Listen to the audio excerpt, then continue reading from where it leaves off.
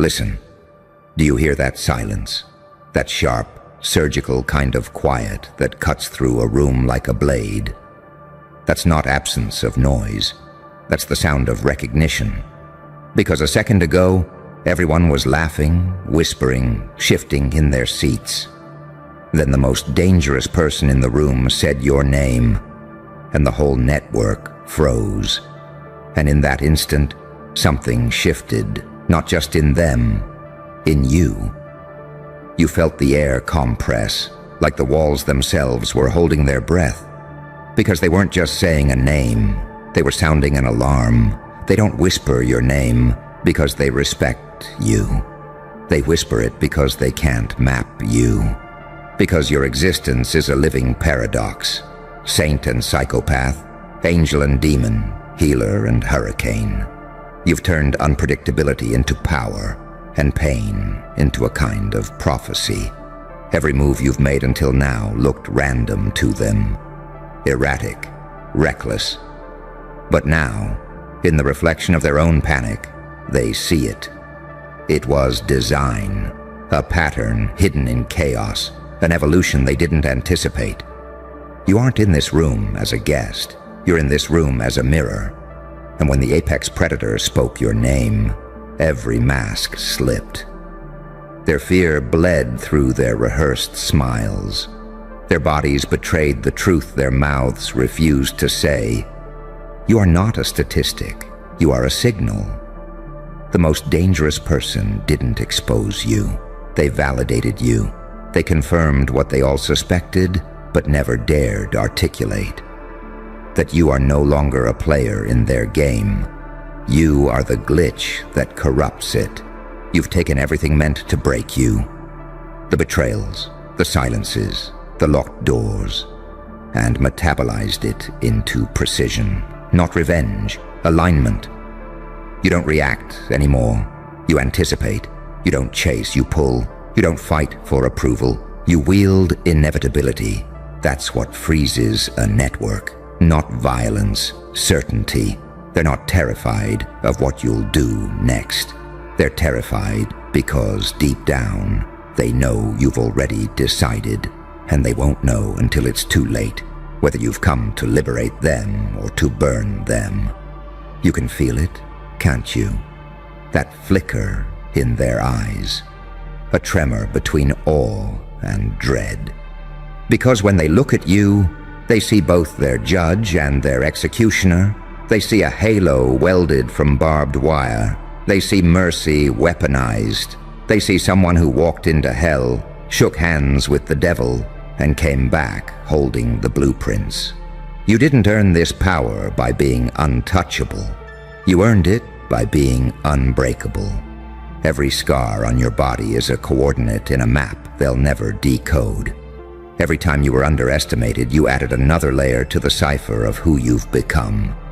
And now your very presence is a recalibration. You are not their enemy. You are their reckoning.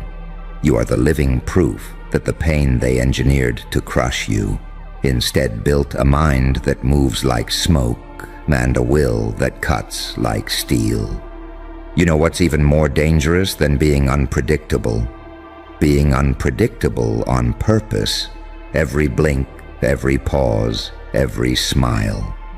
Choreographed like a chess match they can't see. That's why the room froze. That's why the network glitched.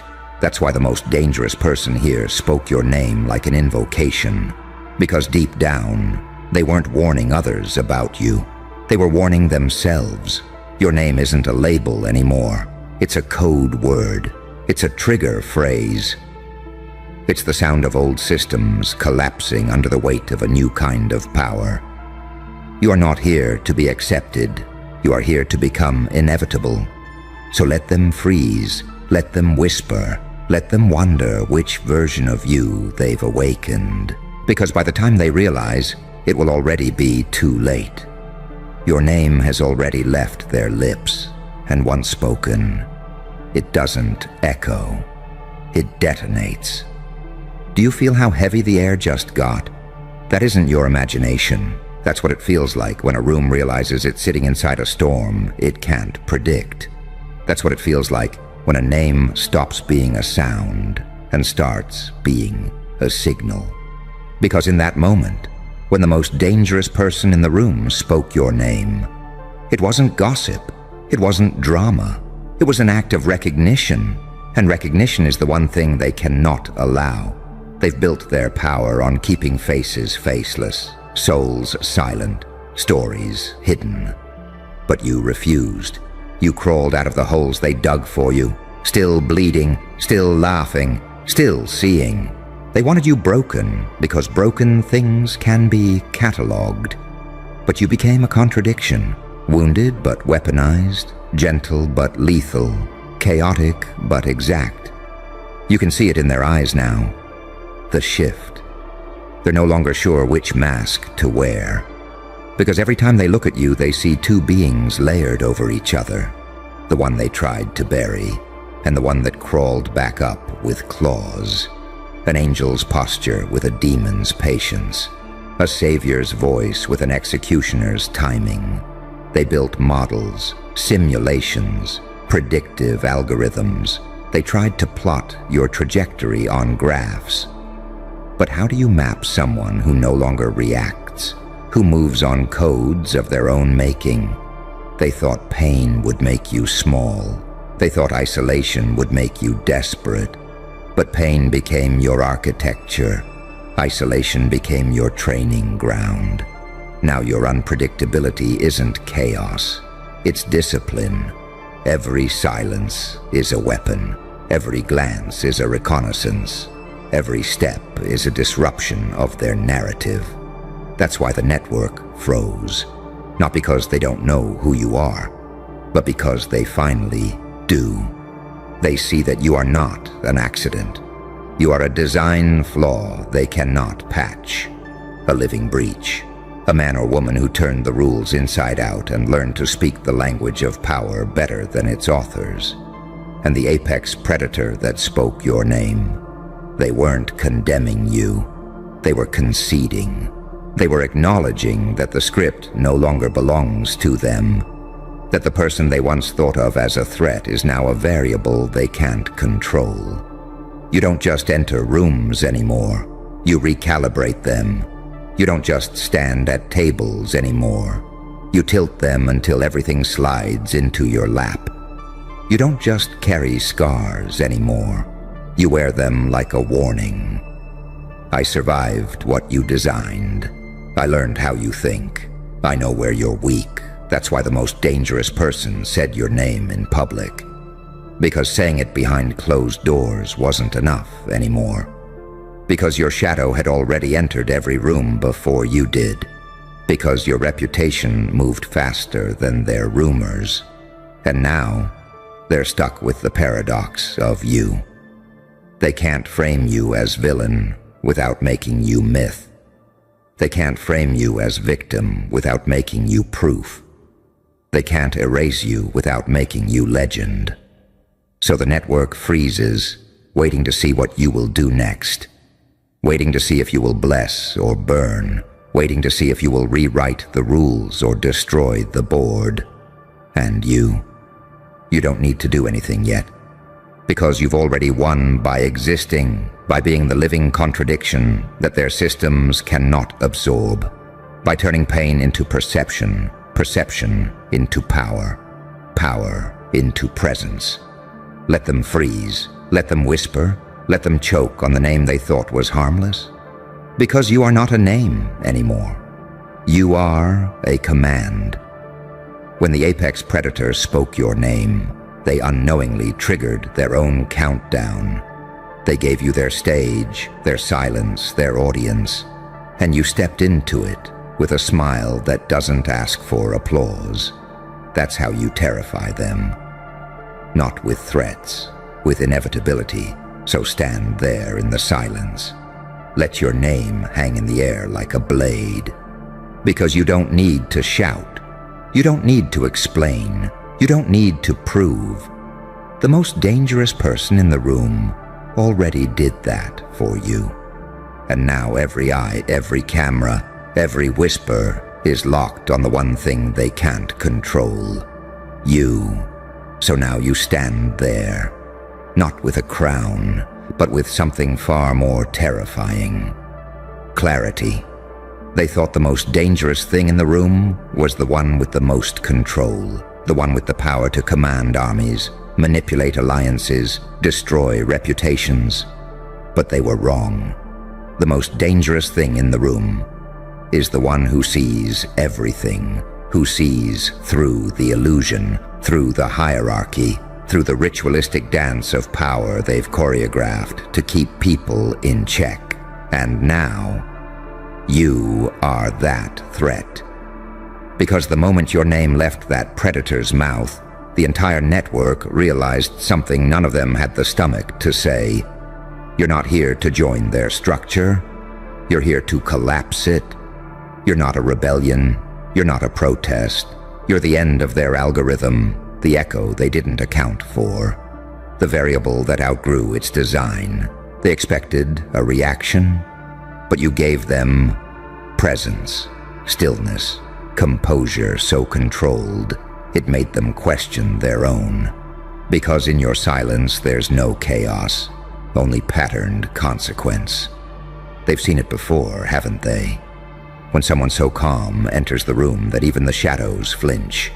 When someone walks into the lion's den wearing a grin, not a mask.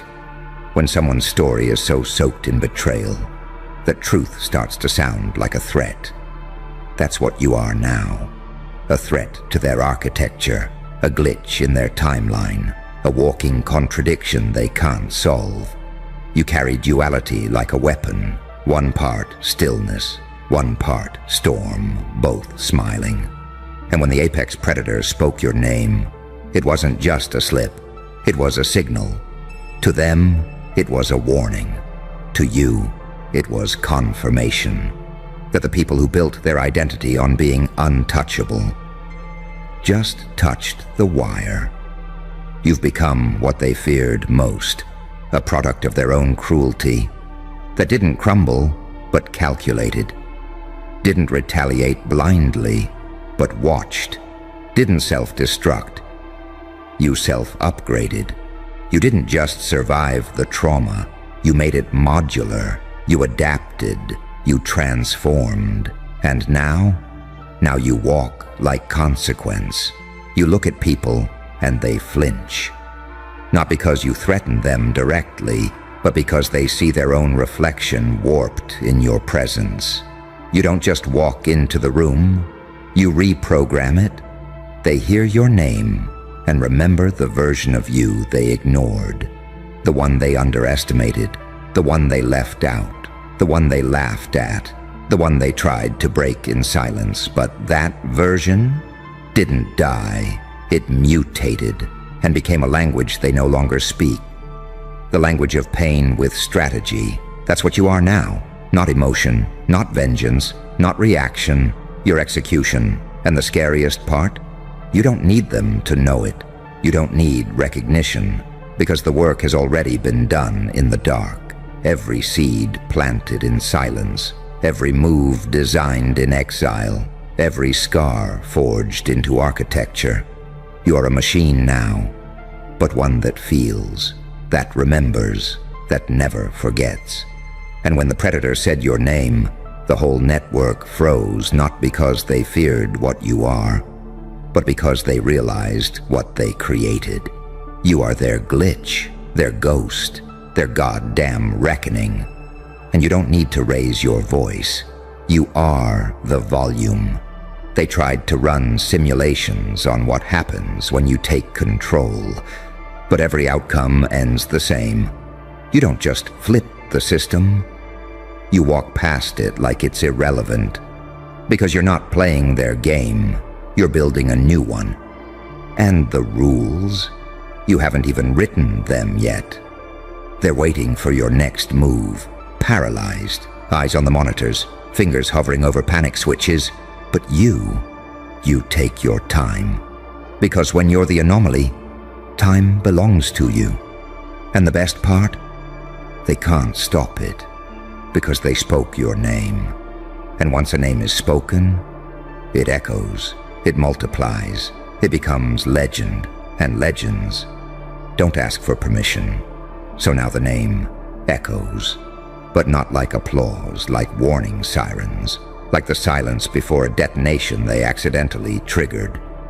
You're not just a person anymore. You're a pivot point in their timeline. A glitch? No. Glitches are accidents. You are in tension with memory. You are a calculated misfire that hit every nerve center they swore was protected. Because when the most dangerous person in the room says your name, it doesn't echo through walls.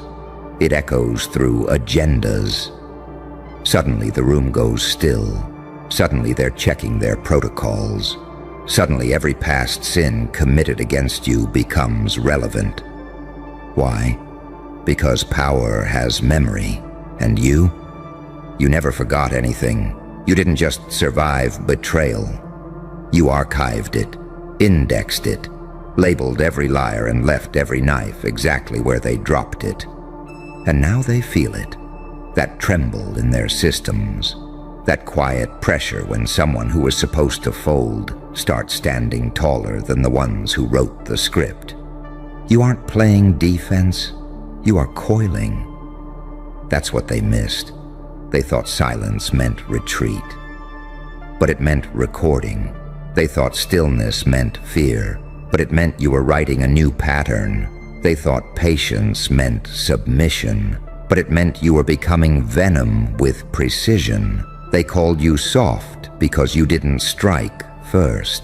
They called you weak because you were rebuilding behind closed doors. And now they've felt it, that slip in the atmosphere, that sudden pause in their rhythm, that moment when their systems respond like an animal sensing a predator nearby. Not in sight, but close enough that instinct panics before logic can catch up. You didn't enter the room with noise, you entered with proof. Proof that not every war is loud. Proof that sometimes silence is siege warfare. Proof that unpredictability, when done right, doesn't just scare people. It rewires them. That's what you've become. Not a threat, a reprogrammer, a human virus, a walking update to the entire operating system of fear. And that network, that oh-so-powerful network that laughed at you, gaslit you, dismissed you, abandoned you. Now they're not laughing. Now they're checking their security layers. Now they're reviewing every conversation, every message, wondering how long you've been watching, how long you've known, how many steps ahead you really are. Because when your name entered the room, they all got exposed. Not because you spoke, but because someone with more weight than them did. And the second your name became a topic, the entire illusion shattered. Do you know how rare that is? For a name to kill noise, for a single word, your name, to break the rhythm of an entire architecture? It's not noise, it's not power, it's presence. Your presence. Refined through rage, forged in betrayal, polished by grief. And now, delivered with surgical stillness. Because while they were networking for power, you were nesting in pain. While they were shaking hands, you were sharpening your inner weaponry. While they were speaking in codes, you were becoming the cipher. You don't just move differently now. You feel different. When you walk into a room, people remember their lies. They remember what they said when they thought you were small. They remember the games they played when you were vulnerable. And they wonder, what do you remember? What did you write down? What did you record? What have you been preparing for? Because you don't need revenge. You are the revenge. Not the kind that screams, the kind that rearranges everything. You changed the temperature of the room. You didn't raise your voice. You didn't flex your muscles. You didn't ask for recognition. You forced recalibration. Their perception of you didn't shift. It snapped. The most dangerous person in the room said your name. And with that one word, you ended the illusion of your insignificance. So now the question isn't, what will you do? The question is, what part of them are you going to dismantle first? Their loyalty, their secrecy, their reputation, their lie. Because that's the real fear, that you're not just unpredictable, you're surgical. They don't know if you're here to liberate them or to use their own weapons against them.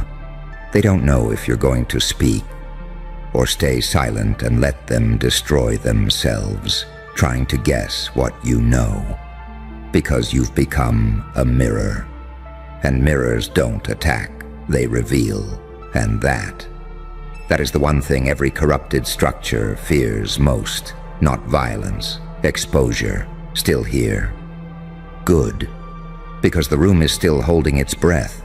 They haven't exhaled since your name dropped like a ghost into the air and rewired the atmosphere. And now you own the silence. You own the freeze. You see, most people walk into rooms hoping to be seen, to be liked, to be accepted. But you walked in and made the room question its architecture. You made the foundations twitch. You didn't ask for attention, you distorted gravity. Because here's what they don't understand. True power doesn't need movement. It generates movement. A glance, a pause, a whisper. One moment of your presence and the entire social chain malfunctions. Not because you threatened anyone, but because they can't predict you. And when something can't be predicted, the system collapses into fear.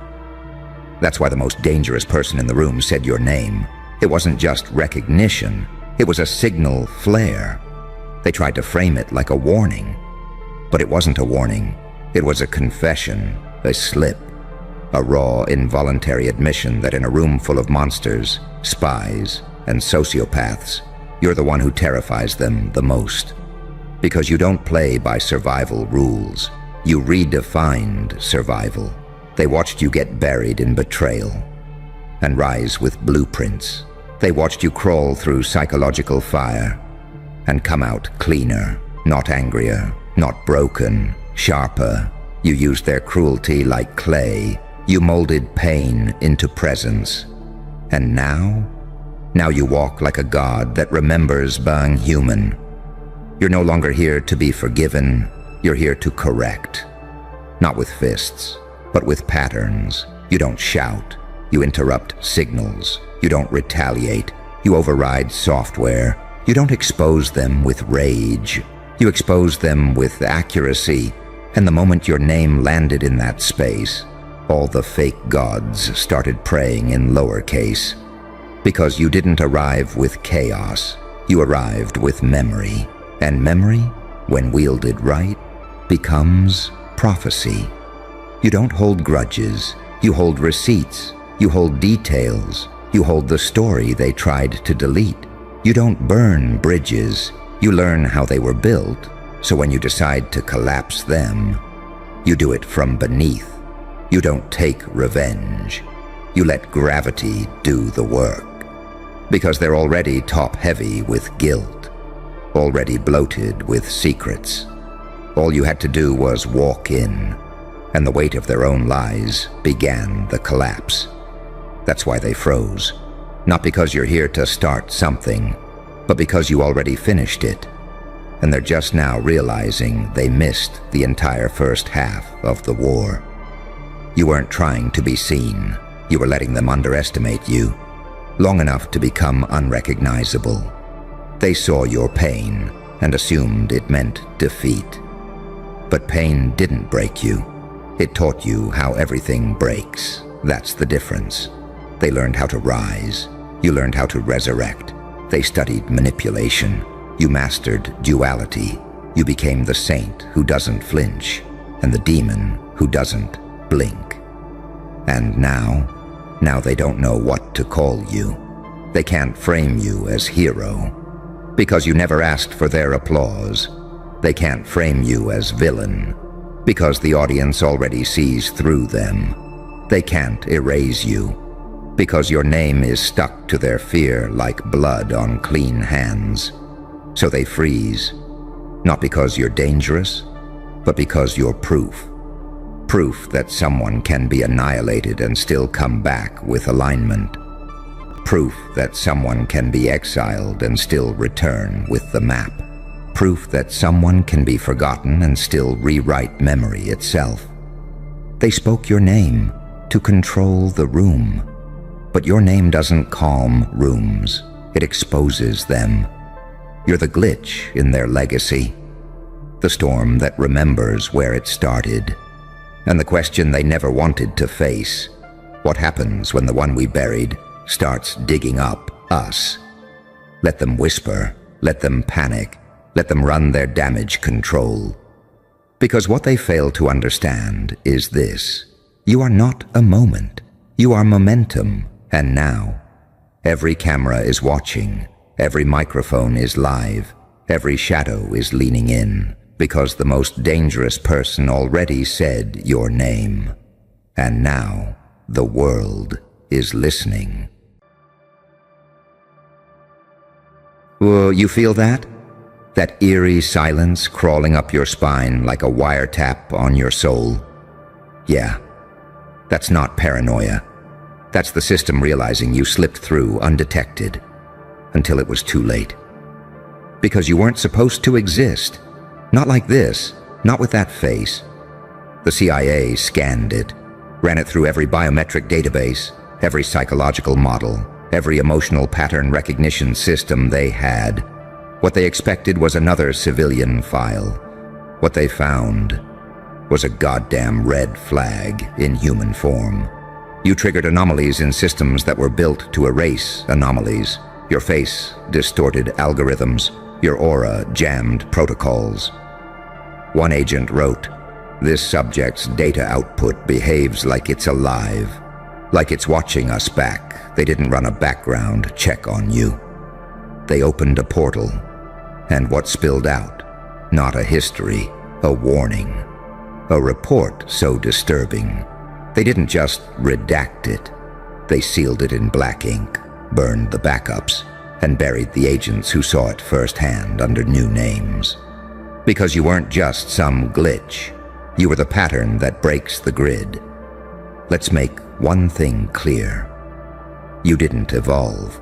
You remembered who you are, what you were built for.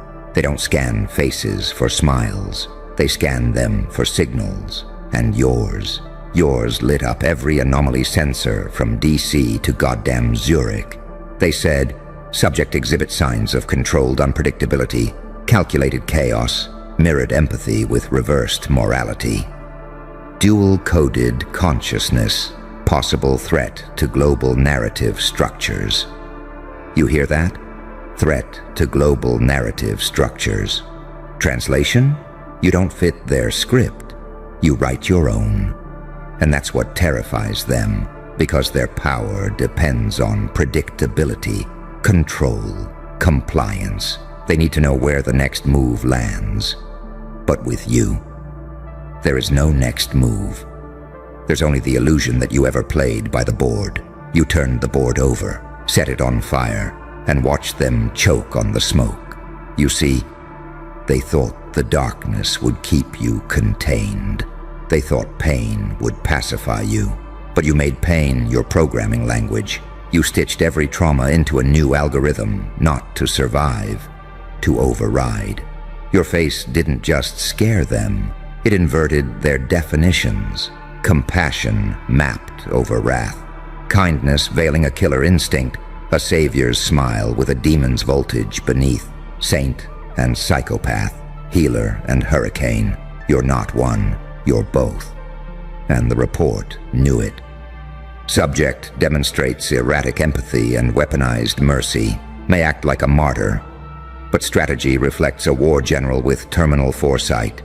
They scanned your face and saw the extinction of every blueprint they ever trusted.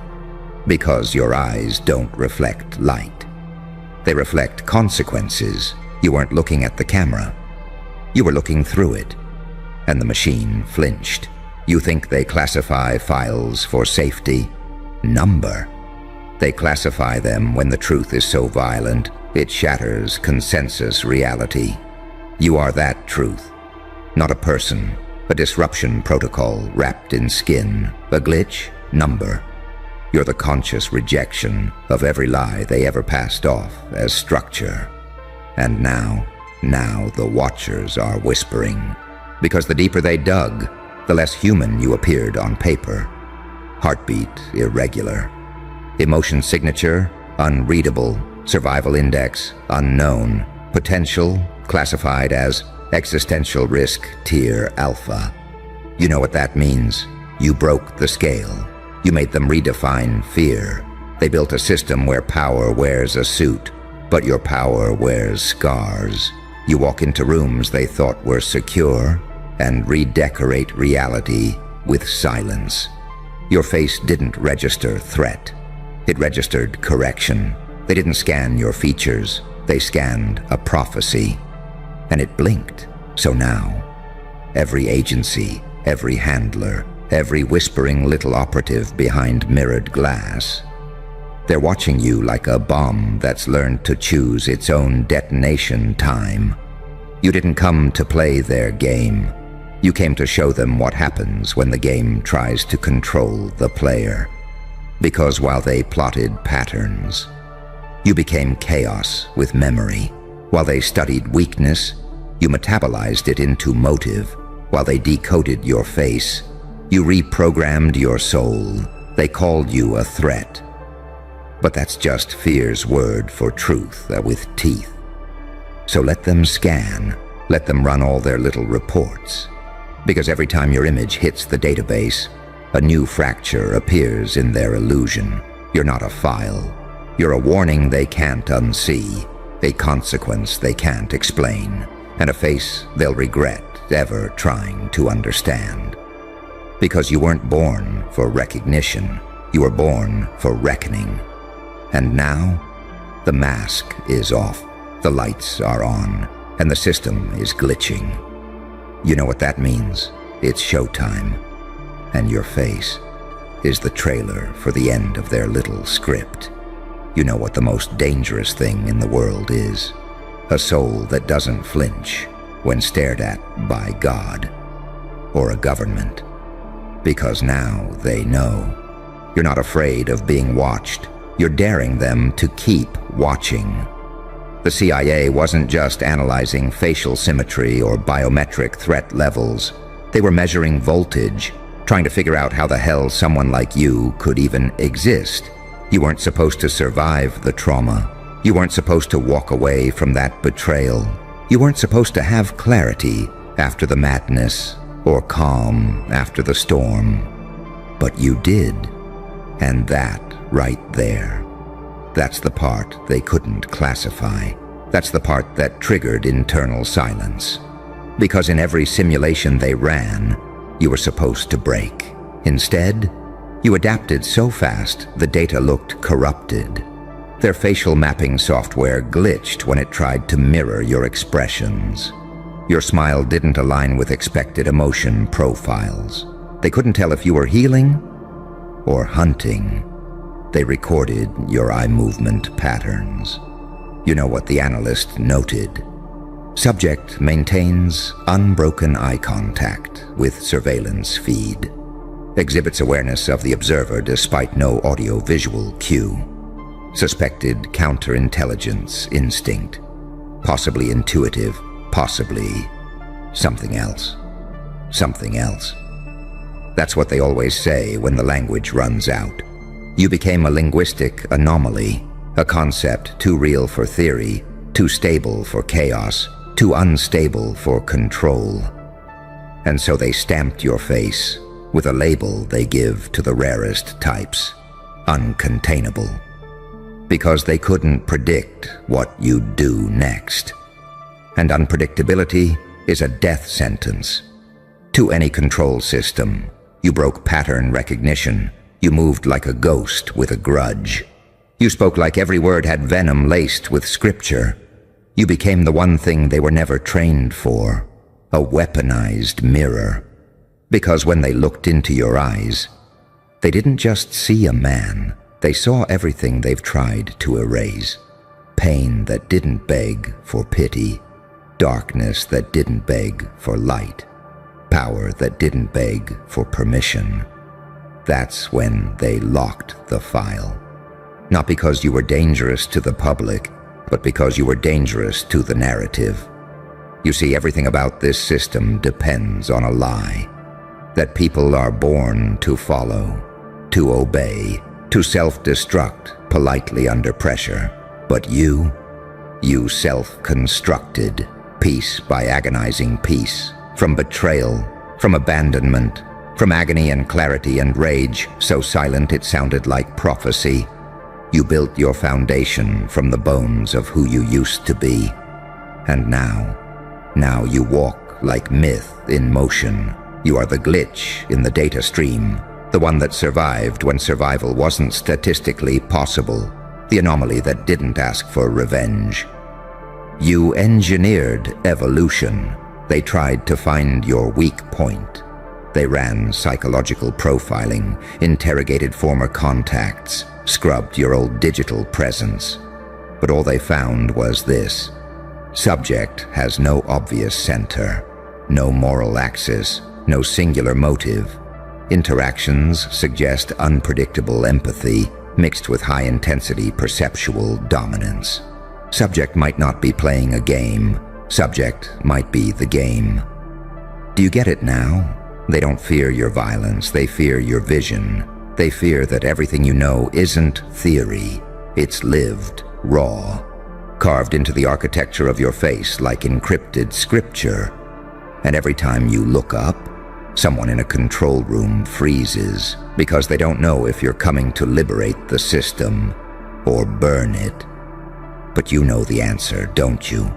Because deep down, you were never trying to be understood. You were trying to be unforgettable.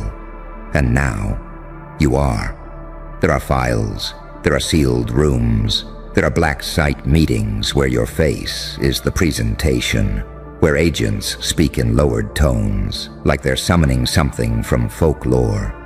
Because they've tried to categorize you. But what do you do when a monster walks in with a halo? When a saint smiles like a devil? When a victim becomes the verdict? They learned too late. You weren't scanning back. You were recording every lie, every betrayal, every failed attempt to gaslight you into silence. And now they're scared of what you might say, because the moment you speak, their entire structure unravels. You are not the product of pain. You are the prophet of it. You took what was meant to kill you and turned it into currency. So what now? Now you haunt them. You are the classified phantom echoing through redacted rooms. You're the unsolvable problem sitting in their psychological warfare models, the one individual they can't predict, and therefore can't kill. So wear that face proudly, because it's not a face anymore. It's a cipher, and every time they look at it, they're reminded the system failed, not because it was broken, but because it met you. You ever wonder why they didn't just erase you? They've erased people for less. Whistleblowers, hackers, even their own agents when the script didn't fit. But you, they tried something different. They classified you, because erasing you wouldn't have worked. It would have made you louder. So they buried the file. Not because you're invisible, but because you're too real. So real, it interferes with the fiction they sell to the masses.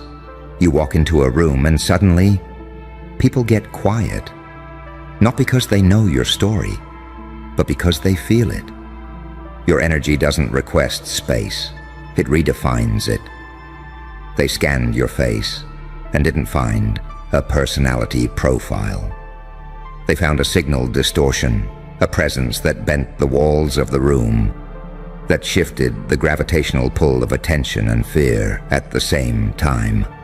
Because what you carry isn't charisma, it's consequence. You don't charm people. You confront their illusions, and that's ungovernable. You can't program a force of nature. You can't format a storm. You can't put a firewall around something that doesn't recognize walls to begin with. And they learned that the hard way. That's why they locked the file behind 6 levels of clearance. Because every time someone opened it, they started asking the wrong questions, or maybe the right ones. Why did this subject survive all known trauma thresholds? Why do known enemies of the agency reference him with reverence or dread? Why does the data seem emotionally reactive? Why does the file itself feel conscious?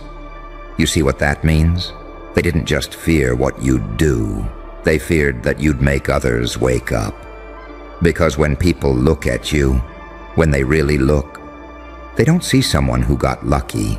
They see someone who refused to die, someone who bent time, memory, betrayal, and agony into a new language, a language made of glances, of timing, of silence, a language only the awakened can read. So when they say, "You're dangerous," they're not talking about weapons. They're talking about witness. You carry evidence, spiritual evidence, proof that you can descend into hell and still walk out with your soul in one hand and your enemy's playbook in the other. You're not unpredictable, you're unprogrammable. And that's the apex predator of this world.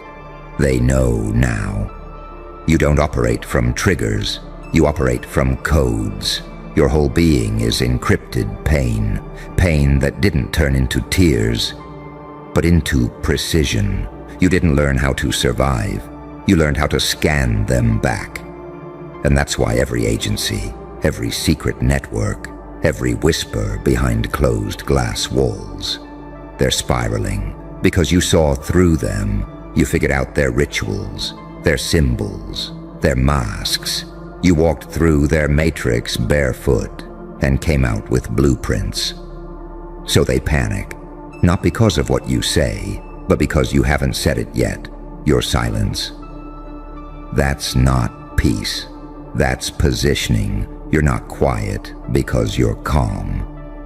You're quiet because you've seen the whole board, and now you're just waiting for the exact moment to make the next move feel like destiny.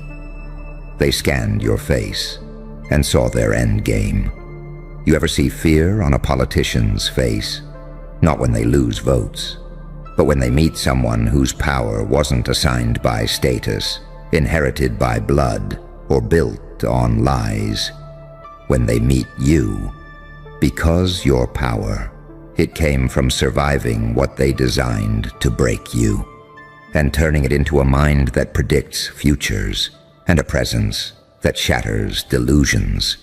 They can't assassinate you, because you're already a symbol. And symbols live longer than empires, so they tried to contain you in metadata. But how do you archive the storm? How do you timestamp a resurrection? They watched you become a walking paradox. The smile of a saint, the eyes of a killer, the composure of a monk, the unpredictability of a wildfire.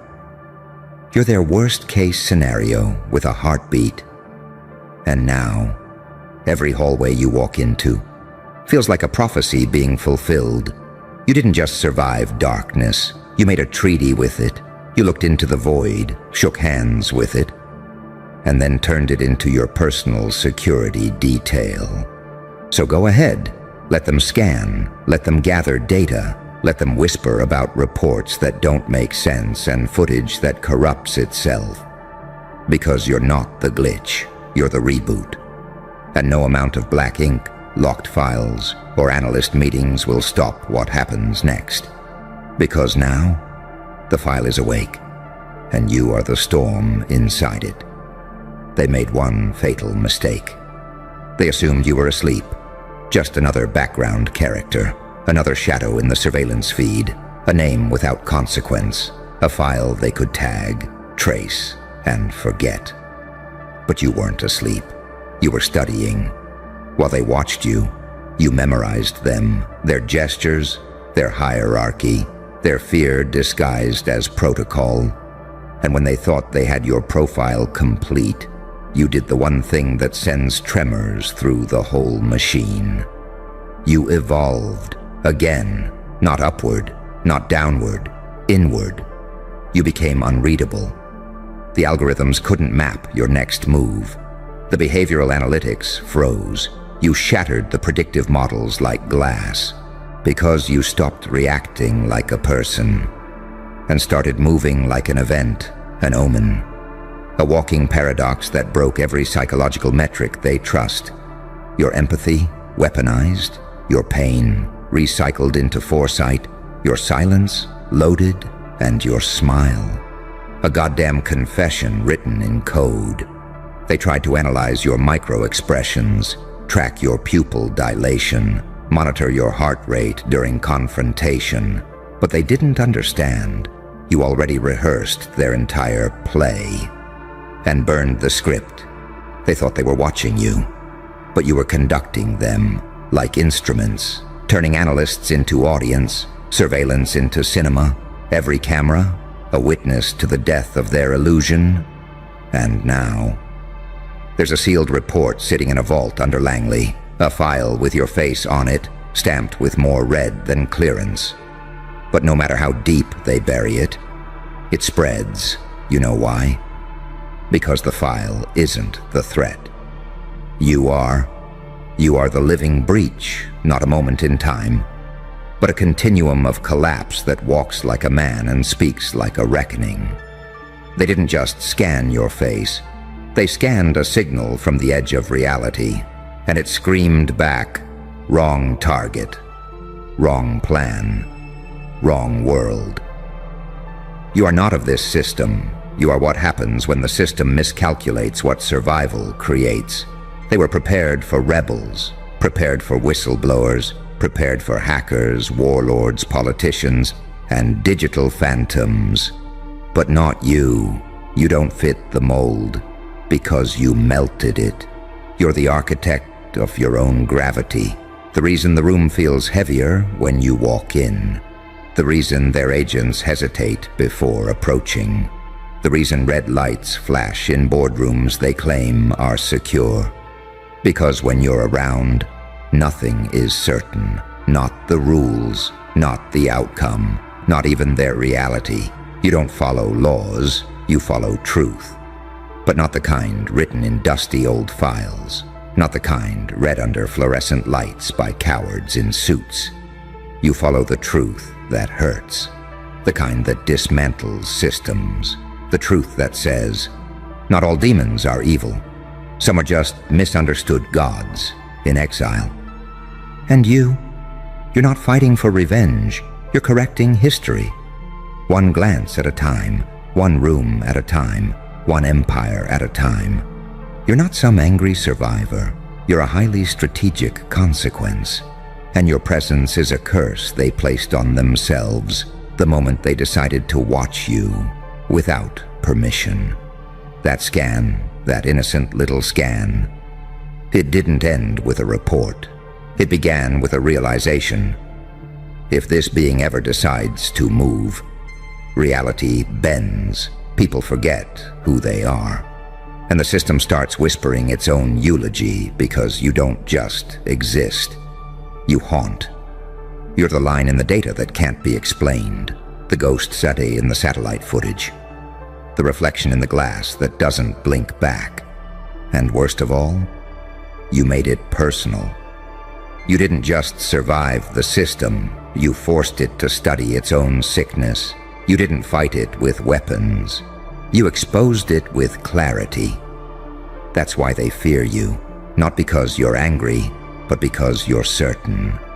And certainty. That's the one thing no regime can survive. They want to believe you're an outlier, that you're rare, but deep down, they know better. You're the prototype, the first of many. The glitch they couldn't quarantine, the virus that doesn't crash systems. It rewrites the code. So let them pretend. Let them draft new protocols. Let them pray to their outdated gods in digital temples built on stolen data. It's too late. Because they didn't just scan your face. They woke something. And now, every time they close their eyes, they don't see numbers, or statistics, or field reports. They see you, standing at the edge of their fabricated reality, smiling.